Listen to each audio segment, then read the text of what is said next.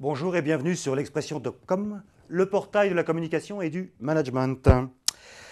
Si en gagnant de l'argent, j'aidais les autres, c'est la proposition que formule le Crédit municipal de Paris, alias ma tante, alias Mont-de-Piété, pour lancer son premier livret d'épargne solidaire. L'offre est ciblée sur Paris et l'Île-de-France et vise à renforcer les liquidités du Crédit municipal de Paris pour assurer son activité de prêt sur gage en forte hausse. La campagne est signée Ligaris, dont nous recevons le président, Pierre Siquier, accompagné de Bernard Candiard, directeur général du Crédit municipal de Paris. Bonjour. Bonjour. Bernard Candiard, faites-nous une rapide présentation du Crédit municipal de Paris, et notamment cette appellation qui est toujours en vigueur, ma tante, d'où ça vient, pourquoi? On est une maison qui n'est pas tout à fait récente, 1637, notre première création. Et depuis cette création, nous avons survécu à tous les régimes.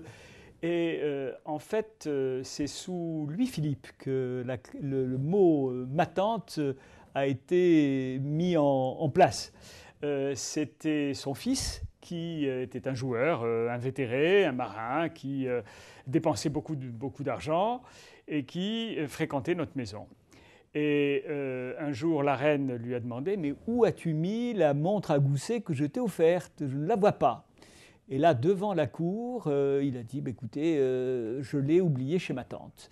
Et tout le monde a ri en disant ma tante, voilà ce qu'est ma tante. Et en réalité, c'est intéressant cette histoire parce que le Mont-de-Piété, le Crédit municipal aujourd'hui, a toujours reçu toutes sortes de gens. Et le premier arrondissement de Paris qui nous fréquente, c'est le 16e. Et donc, le prince de Joinville, puisqu'il s'appelait comme ça, a eu beaucoup d'héritiers qui nous fréquentent, comme nous avons chaque jour entre 30 euros, puisque des gens viennent pour 30 euros, et d'autres pour 500 000 euros. Donc on a toute cette variété. On reste extrêmement actifs. Nous avons pratiquement 800 clients par jour en ce moment sur le prêt sur gage. Et donc un besoin depuis 4 ans de refinancement.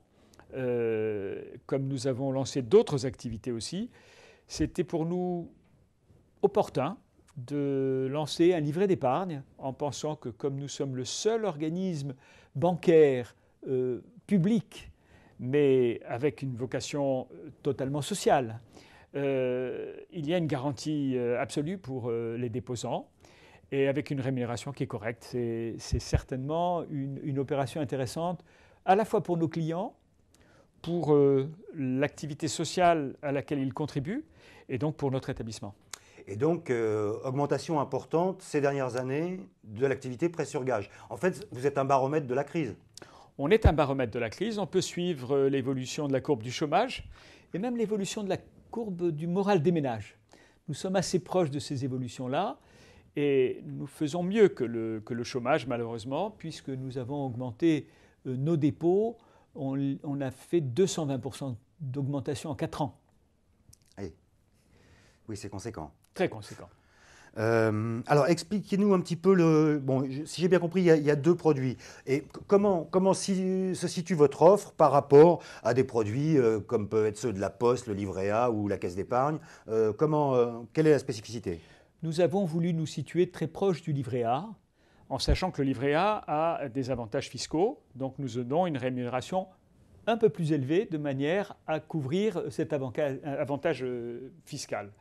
Nous nous sommes donc alignés, contrairement à ce que font beaucoup d'offreurs d'épargne solidaire, on s'est aligné en rémunération sur une offre, je dirais, de très bon niveau, puisque sur les livrets solidarité, nous offrons 2,50 et sur les comptes à terme, nous allons jusqu'à 3,75, ce qui est un taux de rémunération très correct. Et en effet, je mentionnais à la fois l'usage qui est fait de ces sommes, mais aussi la garantie que nous apportons en tant qu'établissement public administratif, c'est-à-dire que nous avons une garantie de l'État, de la ville de Paris et de l'État. D'accord. Bon, et la différence entre le livret et le compte épargne, en gros, c'est livret argent disponible en permanence. Totalement disponible. En fonction du contrat qu'on a décidé. Absolument. Absolument. Okay. Alors maintenant, parlons un petit peu des moyens et du lancement. donc, comment vous avez procédé? Est-ce qu'il y avait une antériorité de collaboration entre Ligaris et CMP, ou bien est-ce que ça a été un appel d'offres? Comment ça s'est fait? Nous avons fait un appel d'offres, puisque nous sommes un établissement public administratif. Nous avons fait un appel d'offres formellement et Ligaris a remporté cet appel d'offres. Nous les avons écoutés et nous avons considéré que la proposition qu'ils nous faisaient était la plus pertinente. Et je dois dire qu'à ce stade, nous n'avons pas encore nos clients qui se pressent, puisque nous lançons l'opération en ce moment même. Mais en ce qui nous concerne, nous considérons que la collaboration était fructueuse. Et donc, comment vous avez procédé sur le plan créatif? Comment vous avez construit l'offre? Alors, l'offre était intéressante à construire parce que nous partions d'un contrat relationnel avec le Crédit municipal et ses publics par le fait que quand vous venez au Crédit municipal, vous apportez un objet et le Crédit municipal vous donne de l'argent. Donc, ce qui est un schéma historique et classique. Par contre, aujourd'hui, donc, c'est vous qui amenez de l'argent au Crédit municipal par la création de ces produits. Donc, c'est vrai qu'il fallait à la fois garder l'image historique et très sociétale du Crédit municipal et à la fois rentrer dans un système, j'allais dire, plus bancaire et plus commerçant de ce Crédit municipal qui finalement rémunère de l'argent que vous lui amenez. Et d'où l'accroche que nous avons proposée. Et si en gagnant de l'argent, j'aidais les autres, ça veut dire qu'on est à la fois dans la cohérence avec avec le système actuel du Crédit municipal, et à la fois on aide en amenant de l'argent à maintenir cette activité primaire du Crédit municipal. Donc c'était intéressant de ne pas, de faire cette évolution du Crédit municipal à la fois en enrichissant l'image et à la fois en maintenant donc l'image de l'activité classique et traditionnelle. Et alors, parlons un peu des supports de la campagne. Comment c'est véhiculé et quel est le tempo? Ça a été lancé quand? Je crois que ça vient d'être lancé aujourd'hui ou il n'y a pas longtemps en tous les cas. Donc par le site web et par toute une action terrain, puisque c'est quand même une campagne qui a assez de terrain, je dirais. Donc à la fois par des leaflets, à la fois par des affichettes, dans les locaux de la ville de Paris en particulier, je crois. Et donc c'est une action qui démarre, donc elle se lance. D'accord. Et donc ce leaflet-là, c'est du mailing ou c'est la distribution? Comment ça se passe? Alors, le leaflet est distribué assez largement au niveau de nos alliés naturels qui sont les fonctionnaires de la ville de Paris, de la PHP et de quelques autres endroits. Sinon, nous procédons surtout par voie de presse, relations presse, et sur notre site internet, en incitant les gens à bien voir notre site internet. Nous faisons peu de publicité classique, si vous voulez. Peu d'achat d'espace. Nous ne faisons pas d'achat d'espace, on n'en fait systématiquement pas. On a en revanche une activité de relations presse qui est constante et qui est absolument nécessaire, ne serait-ce que pour faire savoir à nos clients que nous existons. Parce que beaucoup connaissent ma tante dans le principe, mais pour pas mal de gens, ça n'existe pas concrètement. Or, heureusement, c'est le bouche à oreille qui est notre principal vecteur, mais à côté de ce bouche à oreille, il est normal que nous fassions connaître notre institution et on le fait très régulièrement. Voilà, alors là, cette opération elle a un caractère un peu spécifique. J'ai oublié de dire que quand même, elle était liée à la crise, c'est-à-dire que nous avons une crainte, c'est d'avoir des difficultés à s'approvisionner sur le marché de l'argent, puisque nous empruntons aux grosses banques, etc. Et c'est surtout la hausse des taux. Vous empruntez pour pouvoir assurer l'activité de pouvoir prêter. Et si les taux augmentaient, je serais obligé d'augmenter le taux pour nos clients. Or, le taux pour nos clients, il est très important pour nous que ce taux soit bas. Et c'est la raison pour laquelle nous souhaitons fidéliser une clientèle qui vient déposer son argent et à laquelle nous apportons une garantie comme pratiquement aucun organisme bancaire. Okay. Et vous êtes exclusivement parisien, enfin Paris-Île-de-France, ou bien vous avez également des bureaux, enfin des implantations en région? Non, nous sommes Paris-Île-de-France en tant que Crédit municipal de Paris. Vous avez 18 crédits municipaux en France, mais chacun est indépendant et cette opération est spécifiquement parisienne. Cependant, viennent de toutes les régions de France des clients. Si vous êtes, je dirais, un bourgeois bien connu dans votre ville de province, généralement, vous n'aimez pas trop être vu rentrer au crédit municipal d'à côté. Et dans ce cas-là, vous venez à Paris. Donc nous avons une clientèle de province qui nous fréquente, qui est marginale par rapport à la clientèle principale, qui est d'Île-de-France, majoritairement. Et les déposants, en principe, seront plutôt des déposants d'Île-de-France. Mais bon, on n'interdit pas aux autres de venir faire des dépôts en France. À Paris. J'ai cru comprendre qu'il y avait une offre spécifique pour les agents de la ville de Paris et puis hôpitaux de Paris. Pour tous les agents publics. C'est-à-dire que nous sommes un établissement public, nous relevons en effet de la ville de Paris et nous avons des liens très anciens avec la PHP et nous avons estimé que pour la partie livrée solidarité, nous donnons un petit bonus, ce qui est simplement dans nos gènes, dans notre vocation, de traiter de manière un peu spécifique les agents publics, mais le grand public, tout le reste, a un avantage suffisamment substantiel pour ne pas être froissé du petit avantage que nous donnons aussi aux agents publics dont nous faisons partie. D'accord. Est-ce que vous avez fixé un objectif de collecte où vous êtes donné une idée de ce que ça pouvait représenter? Nous avons besoin par an d'environ 140 millions d'euros et notre objectif est de nous situer aux environs de 40-50 millions d'euros dans un premier temps, pour la première année, parce que ça nous permettrait effectivement de couvrir une partie substantielle de notre besoin de refinancement. D'accord. Alors, donc, vous me disiez tout à l'heure, donc, première collaboration entre l'IGARIS. Il faut dire que jusqu'à maintenant, est-ce que vous communiquiez, est-ce que le Crédit municipal de Paris communiquait et sous quelle forme? On communiquait par l'intermédiaire des médias, c'est-à-dire que... En relation presse. En relation presse. On faisait essentiellement de la relation presse. Nous avons eu, par la ville de Paris, de l'affichage sur une activité nouvelle que nous avons lancée, qui est le microcrédit personnel. Et sur le microcrédit personnel, on a eu un peu d'affichage qui nous était offert par la mairie de Paris. Mais autrement, c'est essentiellement sous forme de relations presse. Nous avons une salle d'exposition, nous avons quelques activités diverses, un peu complémentaires. On est aussi coffre-fort pour parfois les quelques grandes familles françaises et quelques compagnies d'assurance qui ont besoin de faire garder leurs tableaux, leurs statuts, des objets qui sont quelquefois assez conséquents et qui ont des valeurs importantes. Donc nous avons 23 000 m² au centre de Paris. Et sur ces 23 000 m², nous stockons un peu plus d'1 million d'objets. D'accord. La souscription va se faire sous quelle forme? C'est-à-dire, c'est exclusivement sur Internet ou bien les gens qui veulent rentrer dans soit le livret, soit le compte à terme, comment? C'est par Internet que se fera l'essentiel des opérations. L'essentiel des opérations, c'est souhaitable parce que ça gagnera du temps à nos clients, à nos équipes. En termes de gestion, c'est ce qui est le plus simple. Nous aurons naturellement, nous sommes un établissement humain. Et donc, en cas de nécessité, nous avons bien sûr une présence physique. Mais pour l'essentiel, nous essaierons d'utiliser effectivement Internet et tous les moyens d'Internet pour le faire d'une manière la plus simple possible qui fait gagner du temps à tout le monde, quoi. Et également de l'argent, je suppose, parce que c'est moins encombrant qu'un réseau à entretenir. Oui, absolument. Nous avons aujourd'hui au Pré-sur-Gage, je vous parlais de 800 personnes qui nous fréquentent. Quotidiennement.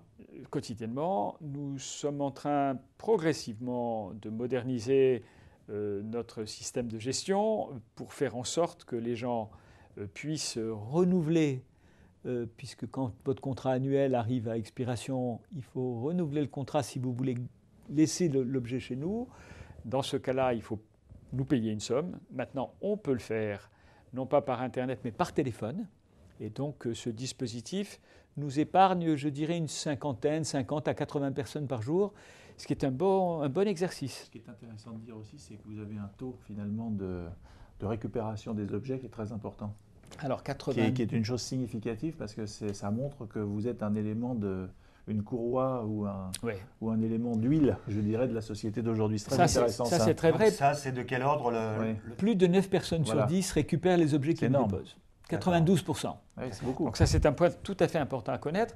Et pour les 8-10% de personnes qui ne peuvent pas récupérer leurs objets et pour lesquels les objets sont vendus, nous avons des ventes aux enchères toutes les semaines, souvent 2 ventes aux enchères par semaine. Nous avons des ventes thématiques puisque nous avons toutes sortes d'objets.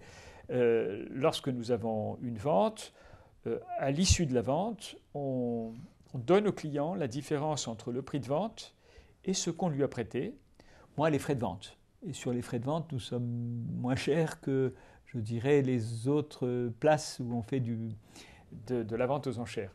Et donc, le système est très transparent pour le client, puisque, en effet, le fait de lui restituer, j'ai un exemple d'une dame qui nous a amené un tableau russe. L'expert l'a estimé à 8 000 €. On lui a prêté la moitié, 4 000 €.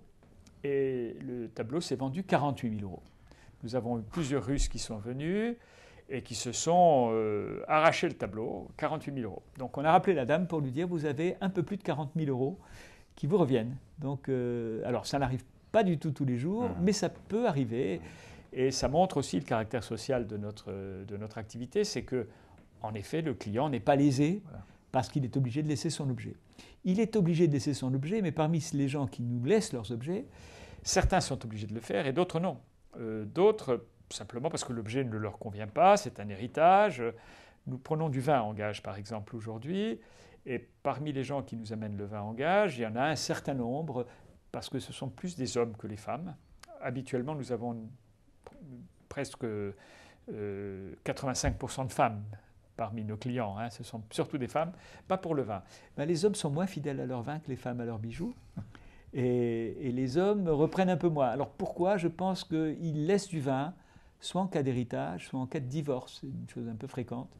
Et la difficulté d'avoir une cave correspondante, etc. Et dans ce cas-là, ils vendent chez nous.